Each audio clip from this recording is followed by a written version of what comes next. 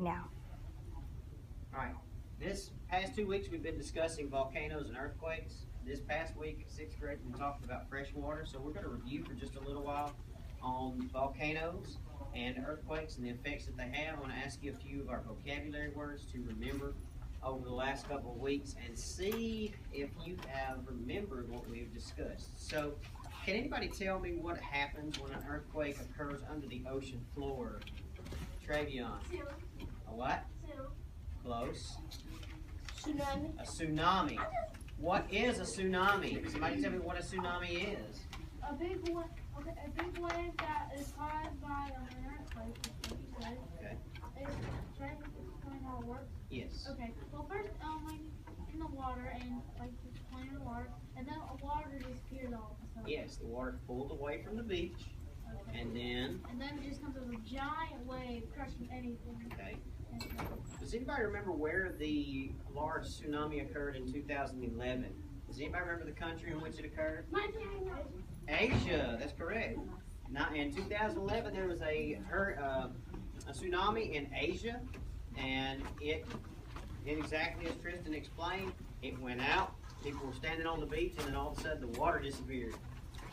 And the boats were on the land, and they were trying to figure out what was going on, and it was a tsunami coming, and it destroyed an entire area and killed a lot of people.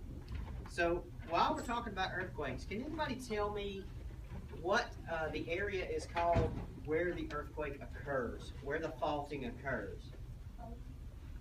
The focus. That's correct. The focus is just like you would look at a pencil. Whatever you're focusing on, that is where the... Okay, so we're picking up with volcanoes. We're going to go back and review for just a minute. Somebody tell me the 3 types of volcanoes. The 3 types. Tell me one, Brooklyn. Shield. Composite and... You remember?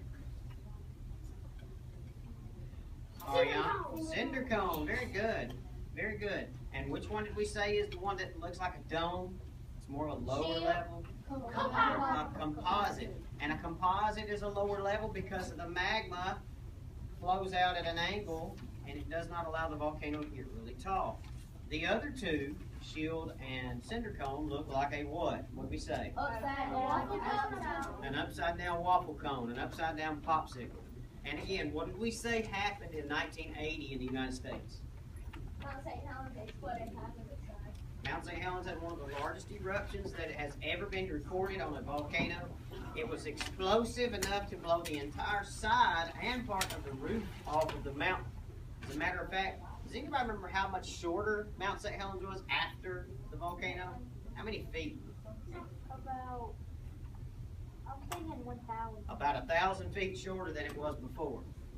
Now, when it did this, it destroyed an ecosystem. It killed several people, not a lot of people, but it killed several people. So we're talking about volcanoes. Can you tell me the 3 stages that a volcano can go through? Tell me one. Active. An active volcano can what? It can erupt at any time. It's alive. It's there. It's dangerous. What's the second one? Let's not go to the last one yet. What's the second one, Lamaya? Dormant. Dormant is, what did we say? What did we compare dormant volcano to? Sleep. What? Sleep. Like a sleeping bear. Hibernating, right? It's been a long time since it's been active, but does it mean that it's not dangerous anymore? No, it's still dangerous. What's the one that is not considered dangerous anymore? Let's see, somebody who has not. Courtney. Extinct. An extinct volcano is now not a volcano, it's called a what? It's not a volcano, it's just a mountain or a hill, depending on the subject. So, Mr. Taylor just went over earthquakes and volcanoes with you. So today in the library, we're going to use nonfiction books to research earthquakes and volcanoes. What is a nonfiction book used to do? Get facts. Give facts or what? What is the author's purpose of writing a nonfiction book? To give you information that you... To inform you about a specific subject or topic. So today we're going to use nonfiction books to find out information about what? Volcanoes and earthquakes. papers while Mr. Taylor was reviewing earthquakes and volcanoes with you. One of them has facts. So what do you think you're going to write on this paper? Facts about what? And or earthquakes. And then this paper tells you about what? How you can find a book. A nonfiction book. And I'm going to go over with you the different aspects in a nonfiction book. So who can tell me one just from looking on your paper? Sharaven. Heading. A heading. What does a heading tell you in a nonfiction book? What this Raise your hand. Okay, what that section is about. What else is in a nonfiction book?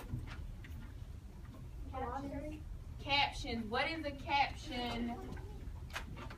Brooklyn. What is a caption? Somebody at Courtney. It's like a picture with Okay, I have a picture. So if you had this picture in your nonfiction book, the words underneath that picture would be what? Tells about that. What is that called? Caption. The caption, because the caption does what? Tells about the picture. Tells about the picture. Okay, what else is in a nonfiction book? A diagram. What is a diagram? It's like pointing out something. It can be a what? It can be like a picture and it's pointing out something. It can be a picture explaining what. If you had a diagram of a volcano in your nonfiction book, what would it be explaining? What the volcano, parts of the volcano. Okay. Glossary / index. What is a glossary? Raise your hand. It tells you what That's the what? What is that? The table of contents. What is the glossary? The glossary is in the back and tells you words that tells you the meaning of some words in the story. Correct. It gives you the meaning of words. So what we are going to do is get books about earthquakes or volcanoes.